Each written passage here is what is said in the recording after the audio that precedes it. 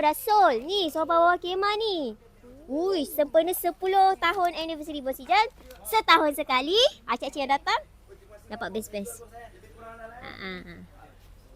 Muda lagi acik ni tau. Lepas tu ni kita bagi ni. So. Alhamdulillah, peluk sikit, peluk sikit. Dapat jumpa Bos Ijan. Peluk sikit. Ambil aura Bos Ijan. Jaga ayah dengan ibu baik-baik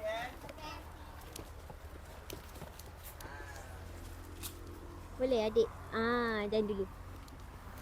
So sebenarnya hari raya haji ke, hari cuti ke, gudang Bos Ijan ni sentiasa open untuk acik-acik. Lepas tu ni mochi ni. Tak so lagi 100. Acik tak nak. Tak tahulah, acik macam tak nak. Jajan nak pergi kat rumah ke? Pergi kat rumah satu pun jadilah. Tapi Jajan balik rumah ke?